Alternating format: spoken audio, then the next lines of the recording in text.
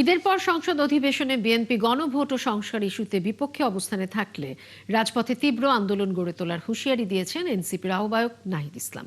তিনি বলেন, বিএনপি ৯০-এর ৩ জোটের রূপরেখার পুনরাবৃত্তি করবে নাকি ইতিহাস থেকে শিক্ষা নেবে সেই সিদ্ধান্ত দলটিকেই নিতে হবে। ৭১কে এসব কথা বলেন বিরোধী দলীয় চিফ হুইপ। রাশেদ আনিসের প্রতিবেদন।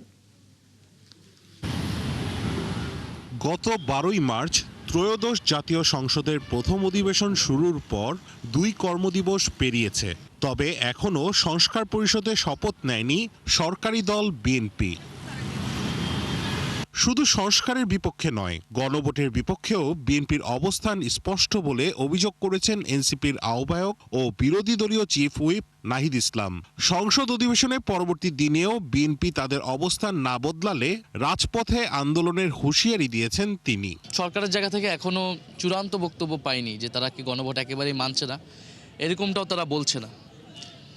তারা নানান ঘুরিয়ে পিছিয়ে কথা বলছে। আমরা হয়তো ঈদের পরবর্তী অধিবেশনে তাদের কাছ থেকে আরও স্পষ্টভাবে জানতে চাবো যে তাদের এই গণভোট বা গণরায় নিয়ে তাদের অবস্থান কি। তাদের চূড়ান্ত অবস্থান আসার পরে আমরা আমাদের চূড়ান্ত অবস্থান ব্যক্ত করব। পাশাপাশি আমরা রাজপথেও এটার পক্ষে জোরালো অবস্থান তৈরি করব। তার আশা, সংস্কারের পক্ষে অন্যান্য রাজনৈতিক দলগুলো রাজপথে তাদের পাশে থাকবে। কোনো দল এই আন্দোলনে পাশে না থাকলে এনসিপি একাই আন্দোলনে যাবে বলেও সতর্ক করেন নাহিদ।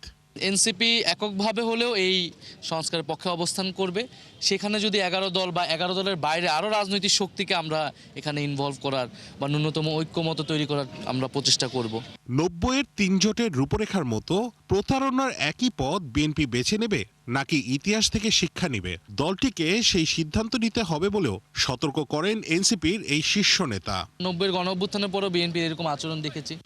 তো সেদিন আমি বলেছি যে ৯০-এর গণঅভ্যুত্থানের ত্রিদলীয় জোটের রূপরেখা যখন তারা মানল না বিএনপি সরকারে এসে, তো এটার ফলাফল আসলে কি হয়েছিল? সংসদীয় রাজনীতিতেই বিএনপি এবং বাংলাদেশের রাজনীতি বেশি দিন টিকে নেই। বাংলাদেশ একটা ফ্যাসিবাদের দিকে গিয়েছে। ফলে বিএনপি কি ইতিহাস থেকে শিক্ষা নেবে নাকি ইতিহাসের পুনরাবৃত্তি করবে, এটা তো বিএনপিকেই সিদ্ধান্ত নিতে হবে। লড়াইয়ের জন্য প্রস্তুত থাকতে নেতাকর্মীদের প্রতি আহ্বানও জানান এনসিপির আহ্বায়ক। রাশেদ আনিস, ৭১, ঢাকা।